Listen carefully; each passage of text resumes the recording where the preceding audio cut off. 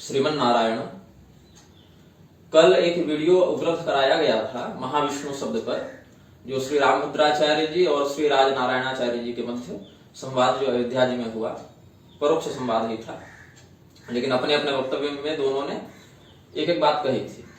उसी पर हमने एक वीडियो बनाया था। वीडियो तो शाम को अपलोड हुआ और रात भर में बवंडर भी हो गया। प्रातः काल हम सुबह उठे तो 5 बजे संदेश देखे कि मेरे पिताजी का भी संदेश आया हुआ है, मेरे प्रभारियों का भी संदेश आया हुआ है, कुछ मित्रगणों का, गुरुजनों का भी संदेश आया हुआ है कि YouTube से वह वीडियो अविलंब हटा दिया जाए।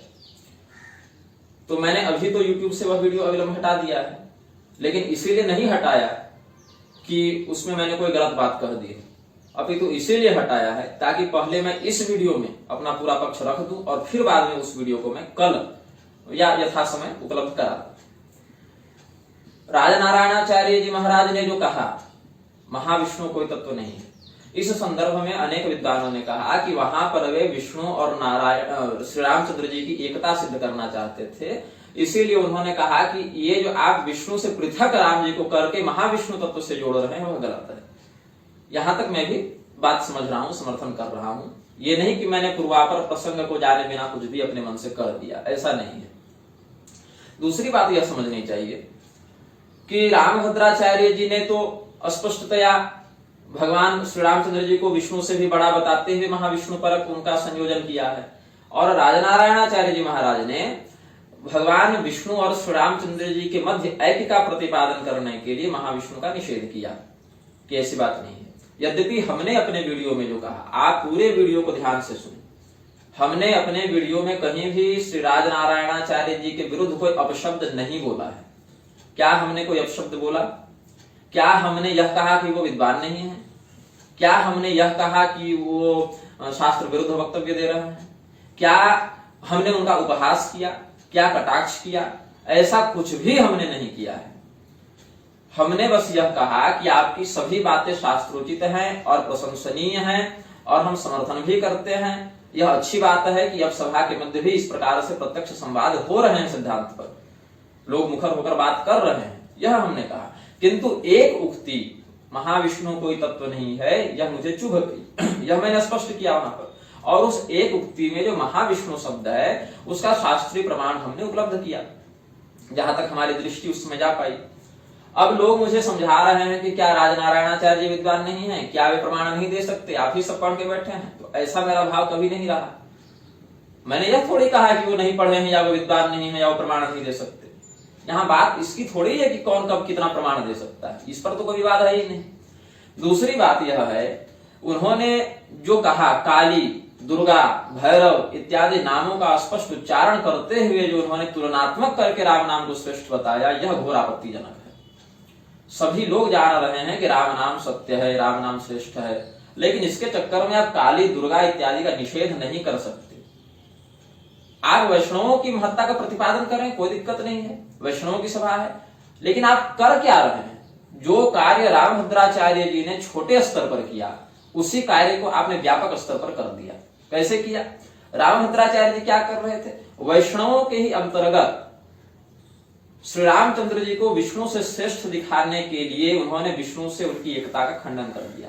इसी का आप विरोध कर रहे थे कि आप इस प्रकार से भेद कैसे दिखा सकते हैं। और इसको सिद्ध करने के चक्कर में, वैष्णवों को एक करने के चक्कर में आपने क्या कर दिया? स्मार्तमसी नहीं है, शाक्तमसी नहीं है, वैष्णवमसी है, ऐसा कह कि आपने शाक्तों और स्मार्तों से तो वैष्णवों को अलग कर दिया। तो वैष्णवों के मध्य एकता बनाने के लिए शाक्तों और स्मार्तों की बलि देने की क्या आवश्यकता है, यह बताएं।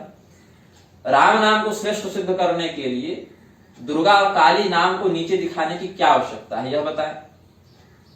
आपने कहा कि वेदों में शाक्तमसी नहीं है, वैष्णवमसी है, स्मार्तमसी नहीं है, वैष्णवमसी है। ठीक है, हो सकता है वह शब्दांश उस रूप में प्रयुक्त न हुआ हो, लेकिन मेरे पास कालाग्नि रुद्रोपनिषद का प्रमाण है। व्रतमेतत् शांभवं, शांभव व्रत का वहां वर्णन है। व्रतमेतत् शांभवं सर्वेषु देवेषु, कोई एक देवता नहीं, सर्वेषु देवेषु वेदवादिभिरुक्तम्, कोई पाखंडी के द्वारा नहीं, वेदवादियों के द्वारा। भवति तस्मात् तत्समाचरेन् मुमुक्षुर् न पुनर्भवाय, मोक्ष कामी व्यक्ति जो कहे ना तद विष्णु परमं पदम, तो मोक्ष पद की प्राप्ति के लिए मुमुक्षु के द्वारा शांभव व्रत का अनुसरण करना चाहिए। ऐसा सभी देवताओं के सर्वेषु देवेषु कह के उन्होंने समन्वय किया, और वेदवादी भी उत्तम, वेदवादियों के द्वारा इस शांभव व्रत का उपदेश किया गया है। तो आपने तो भेद दिखा दिया यहाँ पर, और वैष्णवता को सिद्ध करने और वैष्णवता को एक करने के लिए आपने शक्ति और स्मार्त मत की बलि दे दी। अब यहां पर आप देखें सर्वो, अब हम चाहे तो कर सकते हैं कि नहीं बताइए। हम अगर द्वेष भाव से बात करें, हालांकि आपने द्वेष भाव से नहीं कहा है, मैं जान रहा हूं, लेकिन प्रभाव तो क्या पड़ेगा। सर्वोपनिषद का प्रमाण यदि मैं उठाकर ले आऊं और कहूं यो मत्स्य कुर्मादि वराह सिंहार विष्णु क्रमंतं वा मनमादि विष्णु विविक लवं पीड्यमानं सुरेशं भस्मी चकार मनमथं यमं च तस्मै रुद्राय नमोस्तु। तो यहाँ तो भगवान शर्व के द्वारा भगवान नारायण के मत्स्य कूर्म वराह सिंह वामन इत्यादि सभी अवतारों का तो यहाँ पर निषेध हो जाएगा। और यहां तक कह दिया, क्या कह दिया आपने कहा ना वैष्णवमसि है, तो यहां तक सर्वोपनिषद की श्रुति कहती है तस्मात् सर्वान् परित्यज्य ध्येयान् विश्वादिकान् सुरान् शिव एव सदा ध्येयः सर्व संसार मोचकः। क्या कह दिया, सबों को छोड़कर, विष्णु आदि सभी देवताओं को छोड़कर केवल भगवान शिव का ध्यान करे, क्योंकि वही संपूर्ण संसार को मुक्त करने वाले हैं। तो कल को यदि कोई शैव उठकर इस उक्ति के आधार पर कह दे कि शैव ही सर्वश्रेष्ठ है, वैष्णव नहीं को मत गिनो, विष्णु का ध्यान मत करो, और श्रुति का ही प्रमाण दे दे, तो आप उसका विरोध करेंगे कि नहीं करेंगे, यह बताइए। करेंगे ना? तब आप क्या करेंगे, तब आप सर्वोपनिषद की ही उक्ति का प्रमाण देंगे। परात् परतरं ब्रह्म परात् यत् परात् परतो हरिः परात् परतरो हीशस् तस्मात् तुल्योधिको नहीं। कि ब्रह्मदेव भगवान नारायण और भगवान शिव परात्परतर हैं, इसीलिए उनमें कोई न एक बड़ा है और न कोई छोटा है, वे सभी समतुल्य हैं। या बताएंगे ना कि छोड़ देंगे। तो जब आपने शाक्तमसी का निषेध किया, स्मार्तमसी का निषेध किया, तो आपको ये बात जोड़नी थी कि नहीं जोड़नी थी कि श्रुति स्मृति ममैव आज्ञेयस्तामुल्लंघ्य वर्तते आज्ञा भंगी ममद्वेषी मद्भक्तोऽपि न वैष्णवः, ये जोड़िएगा उसमें ना। अथवा शाक्तमसी का ही आपने निषेध किया, तो आप उसमें बताइएगा ना कि देखो भगवान नारायण ही प्राण शक्ति के रूप में सभी प्राणियों में वास करते हैं। प्राण रूपी महाविष्णु अहं वैश्वानरो भूत्वा प्राणिनां देहमाश्रितः, इसीलिए प्राण शक्ति रूपी वैश्वानर शक्ति रूपी भगवान नारायण भगवान विष्णु सभी प्राणियों के अंदर स्थित है, इसीलिए सभी प्राणी वैष्णव हैं। ऐसे समझाते आप ना। लेकिन आपने शाक्तमसी ही का केवल निषेध नहीं किया, अपितु आपने काली दुर्गा इत्यादि का नाम अपराध भी किया है। इस पर हमारी आपत्ति भी बनेगी, और क्यों नहीं बननी चाहिए ये बताइए आप। क्यों हम दुर्गा जी की या काली जी की निंदा सुने, भगवान श्री रामचंद्र जी को श्रेष्ठ सिद्ध करने के लिए क्या आवश्यकता है हमें इनके नाम को लेने की। हाँ, वैष्णवों की सभा है, भगवान विष्णु की ही प्रधानता रहेगी, सभी मानते हैं। हम लोग भी रहेंगे तो भगवान विष्णु की प्रधानता से बात करेंगे।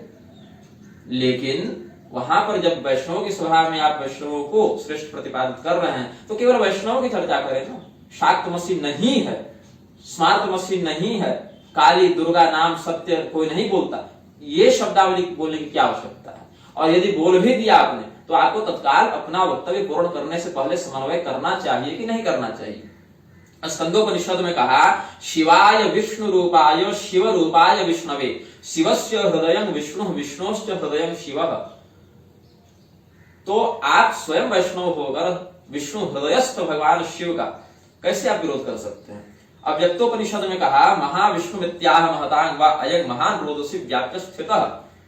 महाविष्णु शब्द का वर्णन तो आ गया ना। तो यह भी कहना उचित नहीं महाविष्णु कोई तत्व नहीं है। महाविष्णु क्या तत्व है, उसका क्या ध्यान है, महाविष्णु का क्या स्वरूप है, महाविष्णु का कहाँ न्यास होता है, महाविष्णु की क्या परिभाषा है। और विष्णुत्रयी में विष्णु महाविष्णु और सदा विष्णु का वैष्णव ग्रंथों में ही क्या वर्णन है। हम तो इस पर बोल रहे थे ना। हमने राजनारायणाचार्य जी का उपहास तो नहीं किया, हमने उनके प्रति कटाक्ष या अपशब्द तो नहीं कहा। हाँ, यह अवश्य कहा कि महाविष्णु शब्द महाविष्णु कोई तत्व नहीं है, इस एक उक्ति पर हमें आपत्ति है और हम इस पर यह अपना मत रख रहे हैं, यह हमने कहा। तो क्या हम वह भी करना छोड़ दें। ये साथ ही जो शाक्तमसी इत्यादि का उन्होंने निषेध किया, तो हमने समन्वय किया अपने वक्तव्य में कि जब आप शक्ति मत की प्रधानता मानेंगे तो अमुक श्लोक जो हमने देवी भागवत से दिया, तो देवी भागवत के आधार पर हमने बताया कि अन्य संप्रदाय अनुषांगिक हो जाएंगे। भविष्य पुराण के आधार पर हमने बताया कि शैव तत्व में शक्ति और विष्णु तत्व के उपासक सम्मिलित हो जाएंगे। और अंत में जाकर आप मेरे वक्तव्य को सुने तो अघोर और वैष्णव भी एक दूसरे से सूक्ष्मतः कैसे संयोजित है, हमने इसका कुलालिका गम के स्वच्छंदाधिकरण से प्रमाण, स्वच्छंद शिखाधिकरण से प्रमाण दिया। तो हम तो समन्वय लेकर चल रहे हैं। हमने वैष्णवों को श्रेष्ठ सिद्ध करने के लिए शैवों या शाक्तों को तो नीचे नहीं कर दिया, और हमने शक्ति तत्व की प्रतिष्ठा करने के लिए वैष्णवों को तो नीचे नहीं कर दिया। यहां तक कि महिषमर्दिनी तंत्र में कहते हैं भगवान शिव, विहाय संध्यान गायत्री हरेर नाम स्मरेद यदि यान्यक्षराणि नाम्येव वसंति च शुचिस्मिते तावत् संख्यान्यनेकानि पापानि च पदे पदे। संध्या गायत्री का परित्याग करके जो अवहेलना पूर्वक भगवान विष्णु का नाम आश्रित कर लेता है, भगवान विष्णु के नाम का स्मरण करता है संध्या गायत्री को अवहेलना पूर्वक छोड़कर, तो भगवान विष्णु के नाम में जितने अक्षर होते हैं उतने पाप उसको हर कदम में लगते हैं। तो यहां पर अगर मैं सिद्ध करना चाहूं कि वैष्णवत्व भी बिना शक्ति तत्व के आश्रय के पूर्ण नहीं हो सकता, तो यहां मैंने इस प्रमाण का प्रयोग तो वैष्णव को नीचा दिखाने के लिए नहीं किया, जबकि विष्णु भगवान भी शक्तिहीन होकर तो प्रवृत्त होंगे नहीं। आप भी जब श्री संप्रदाय की बात करते हैं तो श्री पदवाच्य तो शक्ति से ही संबंधित है ना। अब हम आगे बढ़ते हैं। आपने कहा शाक्त नहीं, शाक्तमसी नहीं है, ठीक है, लेकिन देवी अथर्वशीर्ष को ही देख लें। पापापहारिणीं देवीं भुक्ति मुक्ति प्रदायिनीं अनंतां विजयां शुद्धां शरण्यां शिवदां शिवां। भगवान अनंत पदवाच्य जो हैं, आप रामानुज संप्रदाय से हैं, श्री रामानुजाचार्य जी शेषावतार अनंतावतार हैं, अनंत की शक्ति ही तो अनंता है। तो अनंतान शब्द से क्या भगवती और रामानुज संप्रदाय में आप संगति नहीं बैठा सकते कि जो अनंतान शब्द है वह भगवान की ही तो शक्ति है ना। अनंता शक्ति भगवान की जो है, और अनंता शक्ति का है आश्रय लेकर अनंत भगवान ने रामानुजावतार ग्रहण किया है। ये कितनी अच्छी संगति बनेगी कि नहीं बनेगी। लेकिन आपने तो शाक्तमसी का ही निषेध कर दिया। फिर क्या कहा, यस्या परतरंग नास्ति शैषा दुर्गा प्रकीर्तिता, जिससे कोई पर नहीं, जो सबसे परे है वही दुर्गा बताई गई है। और आप कहते हैं दुर्गा नाम सत्य नहीं है, मतलब कोई नहीं बोलता, ऐसी युक्ति आपने दे दी। तो वही काम तो रामभद्राचार्य जी भी कर रहे हैं कि वेद मंत्रों को बदल दो, पुराण हमारे प्रमाण कोटि में नहीं आते। आपने थोड़े दूसरे तरीके से किया, लेकिन शैली तो वहीं पहुंच गई आपकी भी। अब हम लोग तो यहां तक भगवान नारायण में और भगवान शिव में अभेद तो मानते ही हैं। अभी तो भगवान शिव के जो हनुमान इत्यादि अवतार है उनका भी भगवान नारायण से अभेद ही मानते हैं। इसका वेदोक्त प्रमाण में तार सारोपनिषद से दे रहा हूं। यो हवै श्री परमात्मा, श्री संप्रदाय के है ना, मैं वहीं से दूंगा। यो हवै श्री परमात्मा नारायण स भगवान मकारवाच्य शिव स्वरूपो हनुमान भ्रुवस्वस्तस्मै नमो नमः। एक ही पंक्ति में श्री नारायण शिव और हनुमान में संगति बैठी कि नहीं बैठी? तो क्या हमारा कथन संप्रदाय द्रोह हो जाएगा? नहीं होगा।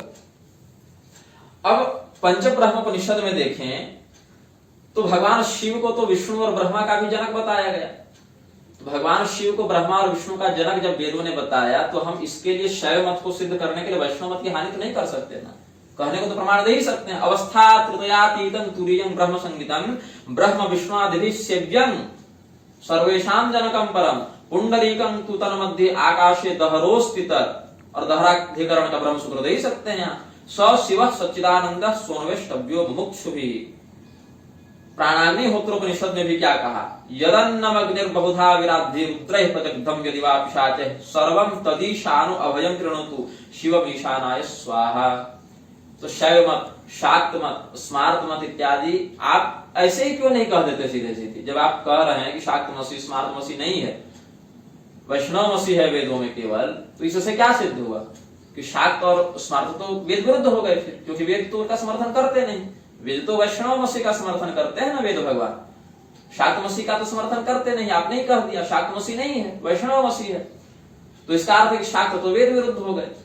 तो थोड़ा सा आप अनुग्रह और कर देते कि इतना ही कह देते कि केवल वैष्णव ही वेद सम्मत होने से हिंदू हैं, शाक्त और स्मार्त को हम हिंदू ही नहीं मानते, और अधिक एकता आपकी प्रतिपादित हो जाती। क्या हो रहा था?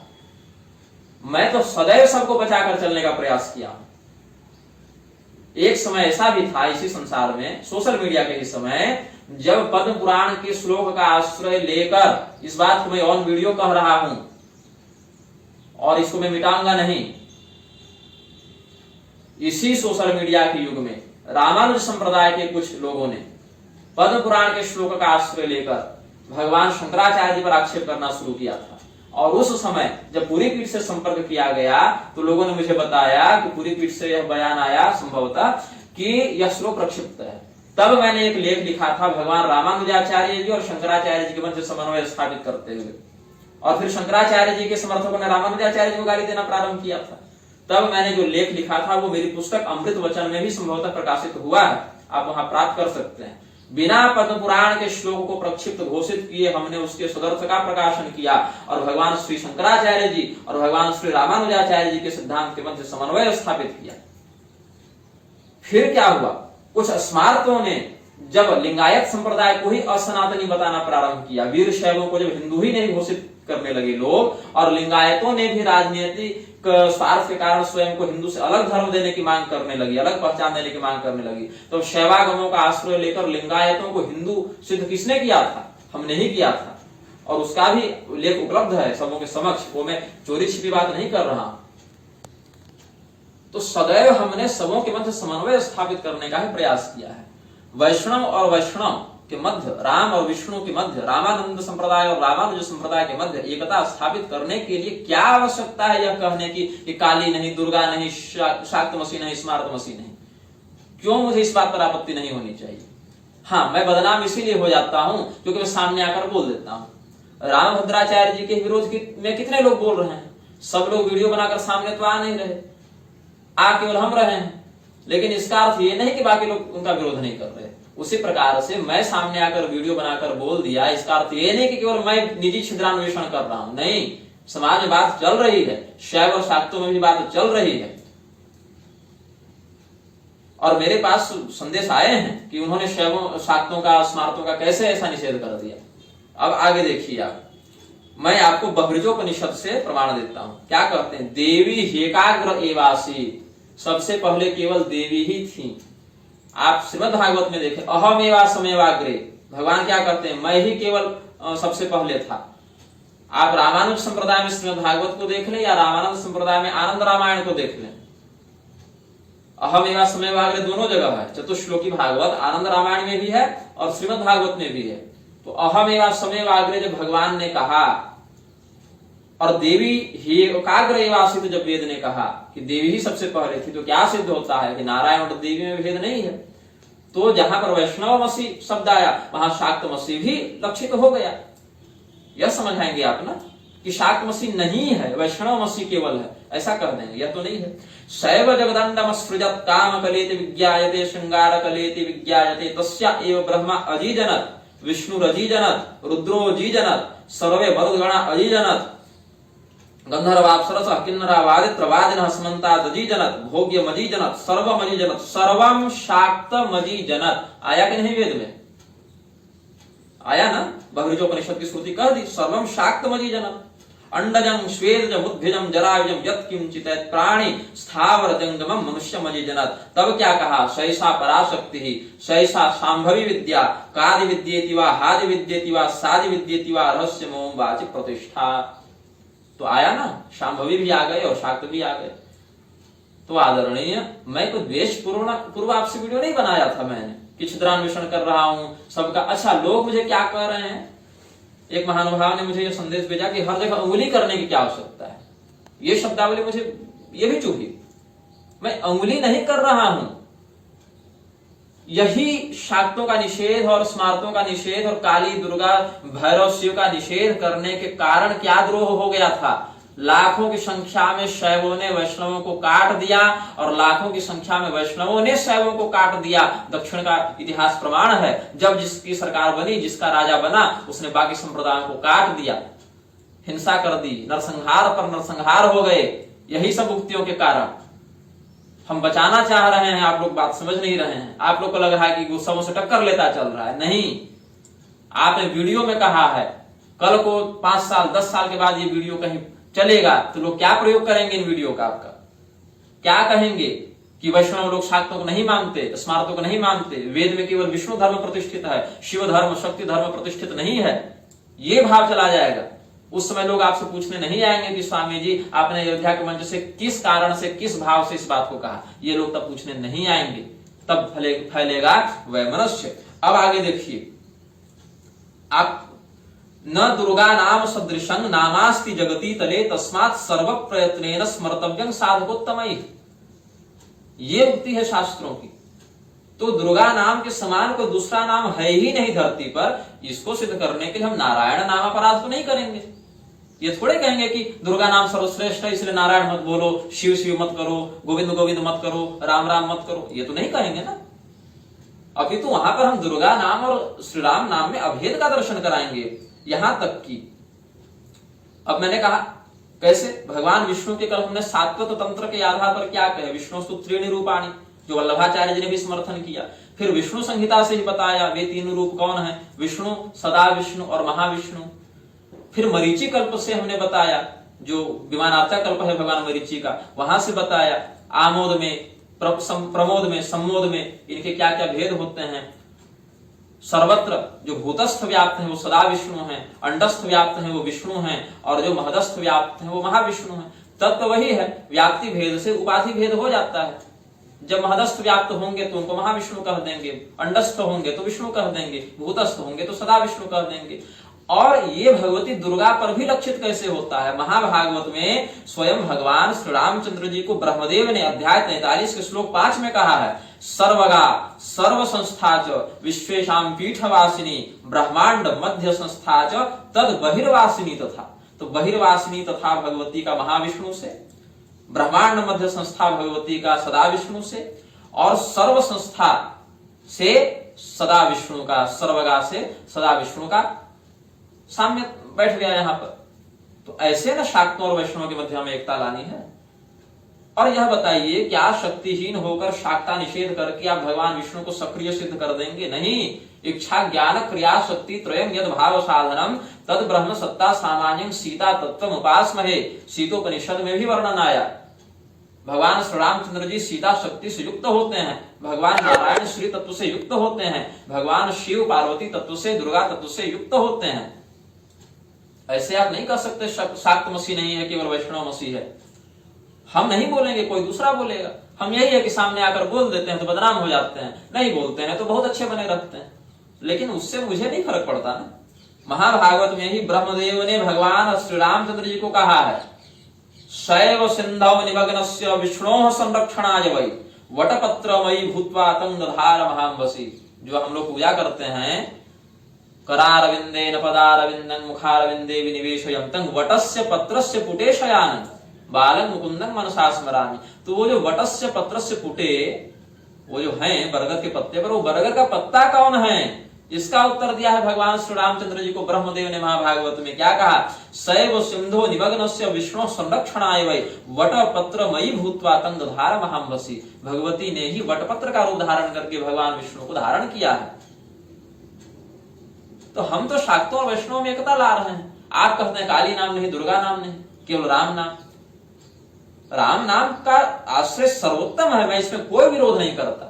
यहां तक कि मैं स्वयं भी जब सुबह प्रातः काल अपने शयन पीठ से जब नीचे उतरता हूं बिस्तर से, तो श्री राम जय राम जय जय राम 21 बार कहता हूं।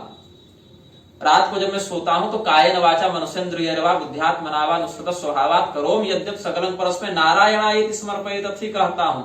मैं शाक्त होने पर भी अपने सभी कर्मों का फल भगवान नारायण को निवेदित करता हूं। सदेव देव भगवान प्रतीक्षताम कलेवरं यावदिदं हिरोम्यहम् प्रसन्न हासारुणलोचनोल्लसन मुखांबुजो ध्यान पथश्च चतुर्भुजः। ये मैं प्रतिदिन कहता हूं। किरीटिनं गदिनं चक्रहस्तम् इच्छामि त्वां द्रष्टुमहं तथैव तेनेव रूपेण चतुर्भुजेन सहस्रबाहु भव विश्वमूर्ते। यह मैं प्रतिदिन प्रार्थना करता हूं। कार्पण्य दोषोपहत स्वभाव पृच्छामि त्वां धर्म सम्मूढ़चेता यच्छ्रेयस्यान् निश्चितं गृहीतन में शिष्यस्तेहं साधिमान्तां प्रपन्नम। इस प्रकार से भगवान नारायण के प्रति अपनी प्रपन्नता का प्रतिदिन निवेदन करता हूं। तब भी लोग मुझे वैष्णव द्रोही घोषित किए जा रहे हैं।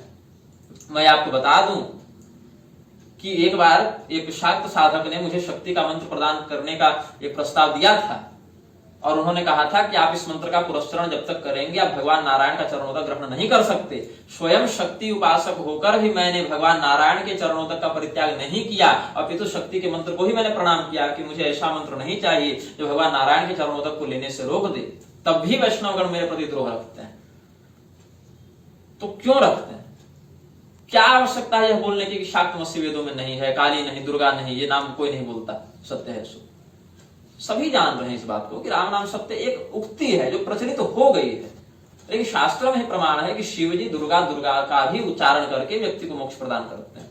महाभागवत आदि में ही आप देख लें, यहां तक कि भगवान नारायण श्री रामचंद्र जी को ब्रह्मदेव ने क्या कहा, मंद भाग्यो की संस्मृत्य तस्या नाम वराक्षरम सौभाग्यं समवाप्नोति तस्मात् सा परमेश्वरी। जिसका भाग्य मंद है, जो मंद भाग्य वाला है, भाग्यहीन है, वह भी दुर्गा नाम उच्चारण करने से सौभाग्यवान हो जाता है, इसीलिए वह परमेश्वरी हैं। मंद भाग्य परित्रात्री प्रोच्यते वेदवादि भी सैव देवी परा विद्या लोका नाम रघुनंदन। उनके नाम दुर्गा नाम सत्य ऐसा कोई नहीं कहता, ये नाम अपराध में ही गिना जाएगा। उस समय आपके भाव को लोग पूछने नहीं जाएंगे कि आप किस भाव से कह रहे थे, भाव कोई भी हो, लेकिन नाम अपराध भी कोई चीज होती है। यहां तक कहा कृष्णावतार चरितम जगदम विकाया, काली ही कृष्ण के रूप में अवतरित हुई है, ऐसा महाभागवत में कहते हैं। राधा तंत्रादि का भी यह मत है, भगवती कालिका ही कृष्ण के रूप में आई है, तत्वतः अभेद है दोनों में। और कृष्णावतार चरितम जगदम विकाया उक्ति से भगवती का ही कृष्णावतार यहाँ पर वेदव्यासी ने सिद्ध किया है, महादेव ने, भगवान शिव ने नारद मुनि को बताया है। अब यहाँ देखिए, इसमें बड़ी सुंदर कथा है। आपने कहा दुर्गा नाम पर तो मैं कह चुका हूं, काली नाम पर भी थोड़ा कह देता हूं, क्योंकि निग्रह संप्रदाय में जब मेरा महाभिषेक मूर्धाभिषेक हुआ तो भगवती कालिका के मंत्रों से हुआ था। पुरस्तात् स्तुति वाक्यस्तु महाब्रह्मा महेश्वरः महाविष्णुश्च संस्तौति प्रांजलिस्ताम महामते। महाभागवत में क्या कहते हैं, भगवती दुर्गा के समक्ष महाब्रह्मा, महेश्वर और महाविष्णु भी हाथ जोड़कर स्तुति करते रहते हैं। तो इस श्लोक के आधार पर, इस उक्ति के आधार पर क्या मैं वैष्णवों और शैवों का निषेध करते हुए शक्ति मत को प्रतिष्ठित करूंगा? नहीं करूंगा। क्यों करूंगा? मैं तो यह कहूंगा ना कि नृसिंह रूपेण उग्रेण हंतुम दैत्यानुतुद्यमे त्रैलोक्य त्राण सहित नारायणी नमोस्तुते। यह भी तो कर सकते हैं कि भगवती नारायणी ही सर्वत्र विद्यमान है, चाहे नृसिंह रूप में देखें, वराह रूप में देखें, कुर्म रूप में देखें। मैं तो यह कहूंगा। जब इंद्रदेव को ब्रह्महत्या लगी थी विश्वरूप को मारने की, तो क्या उन्होंने किया था? आप लोग तो ज्यादा पढ़े हैं। उन्होंने 4 भागों में अपनी ब्रह्महत्या का विभाजन कर दिया, स्त्रियों को दे दिया, जल को दे दिया, वृक्षों को दे दिया, पृथ्वी को दे दिया। और जब राजा नहुस का प्रकरण आप देखें, उस समय जब वृत्रासुर को मारने के कारण ब्रह्महत्या लगी थी, तो क्या किया था उन्होंने? यज्ञ आदि के माध्यम से शुद्ध किया अपने आप को। लेकिन इसमें मैं बता दूं, एक गुप्त कथा है जो महाभागवत में वर्णित है। दधीची जी की जब ब्रह्महत्या लगी, हालांकि दधीची जी ने स्वेच्छा से ही शरीर का उत्सर्ग किया था, लेकिन वहां भी ब्रह्महत्या लग गई। और वो ब्रह्महत्या चूंकि ब्रह्मनिष्ठ की ब्रह्महत्या थी, इसीलिए वह छूट ही नहीं रही थी। तब बृहस्पति जी ने कहा कि भाई मेरी बुद्धि में तो कोई उपाय नहीं है, गौतम जी से पूछो। गौतम जी ने कहा कि भगवती कालिका का दर्शन करने से तुम्हारा यह दोष चला जाएगा। कालिका जी ही ब्रह्महत्या को मिटा सकती हैं, क्योंकि ब्रह्म स्वरूपिणी वही हैं। लेकिन मैं नहीं जानता कि उनका दर्शन कैसे होगा। तब इंद्रदेव जाते हैं ब्रह्मा जी के पास। ब्रह्मा जी कहते हैं मुझे भी नहीं पता कि वो कैसे मिलेंगी, चलो विष्णु भगवान के पास। तब विष्णु भगवान के पास जाते हैं ब्रह्मदेव और देवराज इंद्र। विष्णु भगवान भी कहते हैं कि मुझे ये तो नहीं पता भगवती कहाँ मिलेंगी कालिका, लेकिन महादेव को पता होगा, क्योंकि वो एक बार मिल चुके हैं।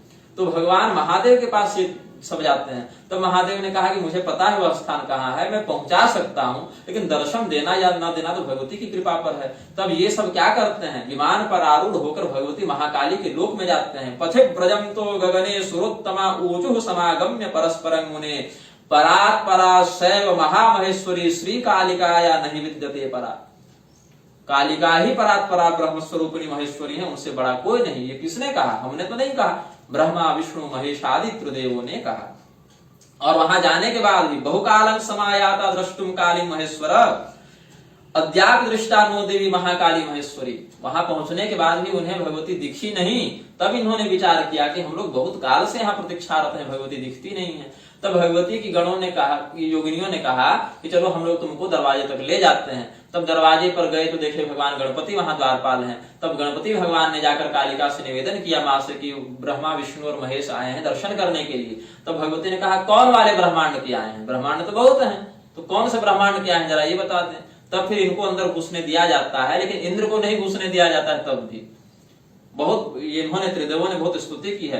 तब वहां पर इंद्र को घुसने दिया गया। क्या कहा ब्रह्मा ने कि मेरे अंदर जो सृजन शक्ति है वह कालिका भगवती की दी हुई है। भगवान नारायण ने भी यही कहा, भगवान महादेव ने भी यही कहा, सृष्टि स्थिति संहार कर्त्री भगवती कालिका का उन्होंने संस्तवन किया है। क्या कहते हैं, ततो ब्रह्मा च विष्णुश्च दिव्या दर्शन कातरौ कृतांजलि पुटौ कालिं भक्त्या तुष्टुवतुर मुने। क्या कहते हैं, नमामि त्वा विश्वकर्त्रीं परेशिं नित्या माद्यां सत्य विज्ञान रूपां वाचातीतां निर्गुणां चाति सूक्ष्मां ज्ञानातीतां शुद्ध विज्ञान गम्यां पूर्णां शुद्धां विश्वरूपां सुरूपां देवीं वन्द्यां विश्ववन्द्यामपि त्वां सर्वां तस्थाम् उत्तम स्थान संस्था मीडे कालिं विश्व संपालयित्रीं मायातीतां मायिनीं वापि मायां भीमां श्यामां भीमनेत्रां सुरेशिं विद्यां सिद्धां सर्वभूताश्रयस्था मीडे कालिं विश्व संहार कर्त्रीं। तो आदरणीय, हमने कभी भी संप्रदाय द्रोह नहीं किया है। मैं तो वह व्यक्ति हूं, भगवान रामानंदाचार्य जी के ग्रंथों से प्रमाण देने के बाद भी रामानंदियों से गाली सुनाऊं, और वैष्णवागमों से पांचरात्र आदि से प्रमाण देने के बाद भी रामानुजियों की गाली सुनाऊं। तो अभी एक व्यक्ति ने मुझे कहा कि आपके ग्रंथों में गुरुजन सम्मति देने वाले हैं, आप इस प्रकार से उंगली मत कीजिए। ये तो उंगली नहीं कर रहे हैं हम ना। आप यहाँ पर अच्छा इतना कुछ आपने विरोध में कह ही दिया था रामभद्राचार्य जी के, और उचित भी कहा था, ये तो मैंने पिछले वक्तव्य में भी कहा है। लेकिन अंत में क्या किया आपने, जगत गुरु रामभद्राचार्य जी की जय हो, उनका जय घोष भी करवा दिया। तो पुराणों को प्रमाण न मानने वाले, वेद मंत्रों को बदलने की बात करने वाले व्यक्ति की भी आपने जय घोष क्यों करवाई, ताकि वहां पर सांप्रदायिक विरोध न हो जाए। इतनी आप बारीकी से सूक्ष्मता की बात समझ रहे हैं कि चलो हमने एक बार जय बुलवा दी तो कहीं सारी बात साम्यता में आ गई, तो विरोध नहीं होगा मेरा। लेकिन वहां पर आपने उनकी जय बुलवा दी, काली और दुर्गा की भी बुलवा सकते थे, लेकिन कैसे? वैष्णव की सभा में काली जी की जय और दुर्गा जी की जय हो जाएगी तो फिर वैष्णवता खंडित हो जाएगी ना भाई।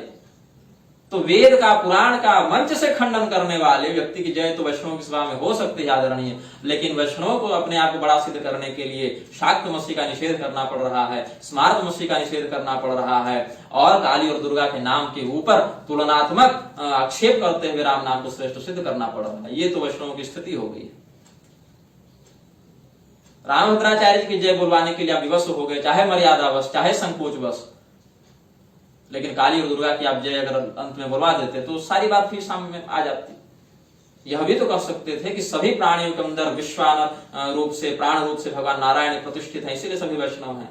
पुरुषु देह संज्ञकेषु सेते इति पुरुषः क्षरश्चाक्षरश्च, और उसमें फिर तयो उत्तम इति पुरुषोत्तम भी कह देते आप कि पुरुष संज्ञक देह में वास करने वाला पुरुष है, उसमें क्षर अक्षर पुरुष के मध्य जो पुरुषोत्तम है वह नारायण है, और नारायण सभी पुरुष संज्ञक देह में पुरुष रूप से वास करते हैं, इसीलिए सभी वैष्णव हैं। यह भी तो आप कह सकते थे ना, लेकिन नहीं, आपने ऐसा नहीं कहा। आपने कहा शाक्त मसीह नहीं, वैष्णव मसीह है, इसीलिए सभी वैष्णव हैं। आपने कारण दूसरा बताया। तो इस प्रकार वायु परक, अग्नि परक, इंद्र परक, शिव परक जितने श्रुतियों में उपलब्ध हैं,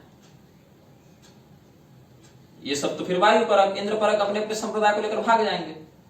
तो वैष्णवों के मध्य एकता उत्पन्न करने के लिए, राम और विष्णु के मध्य एकता को प्रतिपादित करने के चक्कर में आपने क्या कर दिया, रामभद्राचार्य जी जो गलती कर रहे थे उससे भी बड़ी गलती को चाहे जानबूझकर चाहे अनजाने में ही आपने कर तो दिया। यहां तक कि देखिए, मैं आपको बताऊं, मैं स्वरूप से भले वैष्णव लगता नहीं हूं, लेकिन मैं भगवती का उपासक होकर भी सदैव मंगलाचरण में नारायण शब्द का ही प्रयोग करता हूं। अपने ग्रंथों में हमने भगवान नारायण की जितनी प्रशंसा और स्तुति की उतनी भगवती की भी संभवतः नहीं की होगी। और भगवती की उपासना करने वाला व्यक्ति भी महाविद्योपासक होकर भी वैष्णव हो सकता है, इसका भी मैं शास्त्र प्रमाण उपलब्ध कर ही देता हूं आपके समक्ष। भागवत उपपुराण के अध्याय 8 में कहते हैं, श्लोक संख्या 81-82 को देखें। भगवती की यह स्वयं उक्ति है, विविच्य चानयो रैक्यम मतिमान धर्ममाचरेत्। इन सबों के मध्य एकता को समझते हुए जो व्यक्ति है, मतिमान व्यक्ति है, वह धर्म का आचरण करे। कदाचिदपि मोहेन भेदये न विचक्षणः। इनमें भेद जो है सो मोह बुद्धि से भी न करे। ध्यान रखेंगे, कदाचिदपि मोहेन, मोह से भी न करे। आसांग ये साधका येस्तु, महाविद्याओं के बारे में कह रहे हैं। इन महाविद्याओं का जो उपासक होता है, और महाविद्याओं में काली से लेके कमला तक आती हैं। उन्हीं काली की उपासना से मैं निग्रह संप्रदाय में प्रवर्तित हुआ और उन्हीं श्री कमला तत्व की उपासना से आप श्री रामानुज संप्रदाय में प्रवर्तित हुए। तो आद्या महाविद्या और अंत्या महाविद्या, जो काली से लेकर कमला पर्यंत जो महाविद्याएं हैं उनका उपासना, उनकी उपासना जो करते हैं। आसांग ये साधका ये स्तेतु सभायांग वैष्णवा मता, इनकी उपासना करने वाले सभा में वैष्णव कहलाते हैं। मय्यार्पिता अंतः करणा भवेयु सुसमाहिता। तो जितने वैष्णव आप हैं उससे तत्वतः कम वैष्णव मैं नहीं हूं। हाँ, यह जरूर है कि मैंने ऊर्ध्वपुंड नहीं लगाया है, लेकिन क्या हमने कभी भगवान के नाम की तुलना की? क्या हमने कभी चरणोदक नहीं लिया? क्या हमने कभी श्रीमद् भागवत, विष्णु पुराण आदि श्रीमद् भगवत गीता आदि का निषेध किया? क्या हमने कभी शक्ति तत्व की प्रतिष्ठा करने के लिए विष्णु तत्व का निषेध कर दिया? नहीं, क्योंकि जब मैं महाभागवत की साधना कामाख्या के जंगलों में कर रहा था तो भगवती ने हमें जो परमाक्षर सूत्र प्रदान किया उसमें पहला ही सूत्र भगवती ने बताया तदेकम सनातनम। भगवती ने यह नहीं कहा कि विष्णु के रूप में करो या दुर्गा के रूप में करो, ये नहीं कहा, सनातन के रूप में करो। तदेकम सनातनम ही पहला सूत्र भगवती ने दिया। और तो एवं हमने जब परमाक्षर सूत्र का सूत्र विस्तार भाष्य लिखा तो हमने सूत्र विस्तार भाष्य की भूमिका में ही पंचदेवों में अभेद वेदोक्त मंत्रों से ही सिद्ध कर दिया। तस्माद अभेद दर्शको निग्रह, इस प्रकार से वहां पर हमने स्पष्ट किया निग्रह संप्रदाय में हम सभी देवताओं के मध्य अभेद दर्शन तत्वतः करते हैं। सपर्या विधान अर्चना विधान में भले भेद हो जाए, लेकिन हम ये नहीं कहते कि शाक्त मसीह नहीं है कि वैष्णव मसीह नहीं है। इस प्रकार की उक्ति हम कभी नहीं करते। अब मैं आपको बताता हूं, हमने जब धुरंधर संहिता लिखी थी तो उसमें हमने स्वयं लिखा है नित्य शुद्धं बुद्ध युक्तम सत्यं ब्रह्म नमाम्यहम एकं नारायणं ब्रह्म शून्यं शुद्धं निरामयम। ये मैं शाक्त होकर लिख रहा हूं। भगवान नारायण को मैंने लिखा एकं नारायणं ब्रह्म शून्यं शुद्धं निरामयम। और आगे क्या कहा? योगिनां हृदि तिष्ठं तं योग माया समावृतम अदुःखम सुखं ब्रह्म भूत भव्य भवात्मकं तं पिबन्त्यक्षरं ब्रह्म शाश्वतं परमामृतं स विष्णुः सर्वमेवेदं यतो नावर्तते पुमान्। आपने भी भगवती शक्ति की प्रशंसा में कहीं कुछ ऐसा उदाहरण दिया होगा तो हमें अवगत कराएंगे, शायद मेरी जानकारी नहीं आई होगी बात।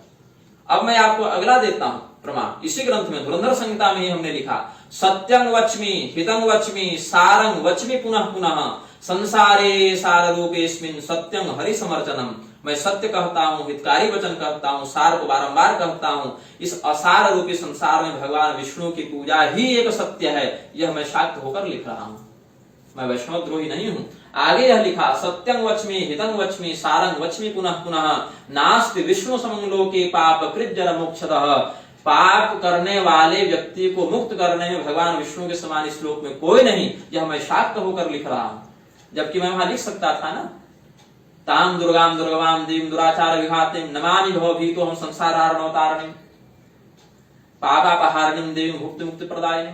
पाप का हरण करने में और मोक्ष प्रदान करने में भगवती दुर्गा का भी प्रमाण वेदों में उपलब्ध है, लेकिन हमने यहाँ भगवान नारायण का ही नाम लिया क्योंकि मुझे कोई दिक्कत नहीं कि मैं दुर्गा पदवाच्य से ब्रह्म को लक्षित कर रहा हूँ या विष्णु पदवाच्य से ब्रह्म को लक्षित कर रहा हूँ। आगे हमने क्या लिखा सत्यं वच्मि हितं वच्मि सारं वच्मि पुनः पुनः गणेश सूर्य कौमार रूपेषु रमते हरिः। भगवान नारायण ही गणेश स्कंद सूर्य इत्यादि के रूप में रमण करते हैं। और कैसे करते हैं इसको कहा वीर्यं गुहो गणेशोधीश चक्षुषी भगवान रवि ही।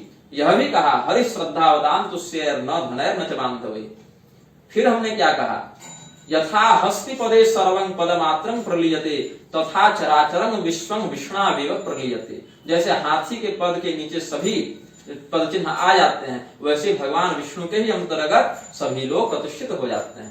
मानुष्यं दुर्लभं प्राप्य यो हरिं नार्चयेत् सकृत् मूर्खः कोऽस्ति परस्तस्मात् जड़ बुद्धि रचेतनः। जो व्यक्ति दुर्लभ मनुष्य जन्म को प्राप्त करके भगवान विष्णु की पूजा नहीं करता उससे अधिक मूर्ख कौन होगा। दुर्लभं प्राप्य मानुष्यं नार्चयन्ति च ये हरिं तेषां अतीव मूर्खाणां विवेकः कुत्र तिष्ठति। अहो मौर्ख्यम अहो मौर्ख्यम अहो मौर्ख्यम दुरात्मनां हृदये संस्तं विष्णु न जानन्त्यः बान्धवा। यह कितनी बड़ी मूर्खता है कि लोग अपने हृदयस्थ विष्णु तत्व को नहीं जानते।